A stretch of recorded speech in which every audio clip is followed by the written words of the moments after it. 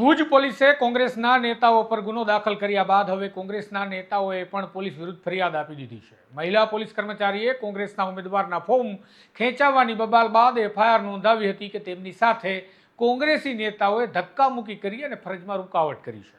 પરંતુ હવે કોંગ્રેસી નેતાઓએ પોલીસ કર્મચારી અને અધિકારીઓ સામે ફરિયાદ આપી છે કે પોલીસે જાણતા હોવા છતાં કહ્યું કે તમે નીચ જાતિના છો અને આ હિન્દુવાદી સવર્ણોની સત્તામાં કેમ આટલા ઊંચા નીચા થાવ છો। અને આવું કહીને તેમને ખોટા કેસમાં ફિટ કરી રાજકારણ ખતમ કરવાની ધમકી આપવામાં આવી। આમ ઉમેદવારના ફોર્મ પરત ખેંચવાની બબાલમાં પોલીસે કરેલી દરમિયાનગીરી બાદ વિવાદ હવે વકર્યો છે। આમ પણ પોલીસ પર વિવિધ સ્થળો પર સત્તા પક્ષને મદદ કરવાના ઘણા આરોપ લાગ્યા છે। ત્યારે હવે દલિત નેતાએ જાતિ પ્રત્યેના શબ્દોના પ્રયોજનના સણસણતા ગંભીર આરોપ સાથે પોલીસ સામે ફરિયાદ આપી છે અને તેના કારણે કચ્છનું રાજકારણ પણ ગરમાયું છે। આવો વિગતે વાત કરીએ શું છે આ સમગ્ર મામલો। નમસ્કાર, હું છું તુષાર બસિયા, આપ જોઈ રહ્યા છો સ્વમાન। ભુજ તાલુકા પંચાયતની કચેરી ખાતે ગત 15 એપ્રિલના રોજ ઉમેદવારી ફોર્મ પરત ખેંચવાની કામગીરી ચાલી રહી હતી। દરમિયાન ભુજના નેતાઓને માહિતી મળી હતી કે તેમના સુખપર બેઠકના ઉમેદવાર પુષ્પાબેનને બળજબરીપૂર્વક અપહરણ કરી ભાજપના નેતાઓ ફોર્મ પરત ખેંચવા માટે લઈ જઈ રહ્યા છે, જેથી કોંગ્રેસી નેતાઓનું એક ટોળું તાલુકા પંચાયત કચેરી પહોંચ્યું હતું અને લોકશાહીની હત્યા બંધ કરોના નારા પોકારી રહ્યું હતું।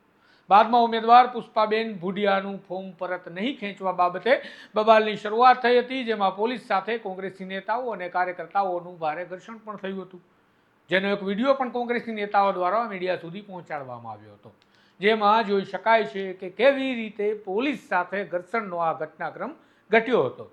ત્યારબાદ આ ઘટનામાં કોંગ્રેસી નેતાઓના કહેવા પ્રમાણે એક મહિલા પોલીસ કર્મચારી ક્રિશાબેન જેઓ સિવિલ ડ્રેસમાં હતા, તેઓને કોઈ ઈજા ન થઈ હોવા છતાં તેઓ હોસ્પિટલમાં દાખલ થવાનું નાટક કરે છે અને ત્યારબાદ એફઆઈઆર બીજા મહિલા પોલીસ કર્મચારી ઉર્વશીબેન રાજગોર નોંધાવે છે, જેથી કોંગ્રેસના નેતાઓએ સમગ્ર ઘટનાક્રમમાં રાજકીય કિન્નાખોરી રાખી પોલીસે ખોટી રીતે ગુનો દાખલ કર્યા હોવાનો પણ આરોપ લગાવ્યો છે।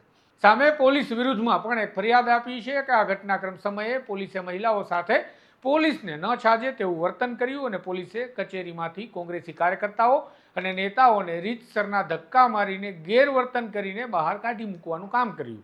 આથી પણ ગંભીર આરોપ એ મૂકવામાં આવ્યો છે કે પોલીસ અધિકારીઓ અને કર્મચારીઓ જાણતા હોવા છતાં ઉશ્કેરાઈને એવું કહેતા હતા કે તમે નીચ જાતિના માણસો છો અને આ હિન્દુવાદી અને સવર્ણોની સત્તામાં કેમ આટલા ઊંચા નીચા થાવો છો।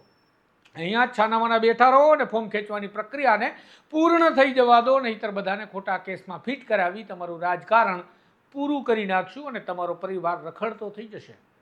આમાં ગંભીર આરોપની સાથે કોંગ્રેસના નેતા ડોક્ટર રમેશ ગરવા, લાલીબેન આદિવાલ ઉપરાંત 2 કોંગ્રેસી અન્ય આગેવાનો દ્વારા પોલીસને અરજી સ્વરૂપે પોલીસ વિરુદ્ધ જ ફરિયાદ આપવામાં આવી છે અને જેના કારણે રાજકારણમાં ખળભળાટ મચી ગયો છે।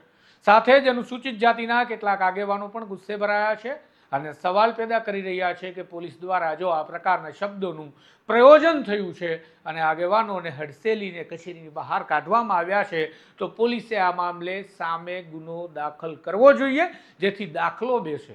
હવે જોઈએ પોલીસ કોંગ્રેસી નેતાઓની પોલીસ વિરુદ્ધની અરજીનું શું કરે છે।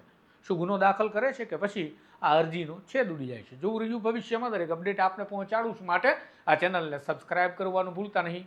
નમસ્કાર।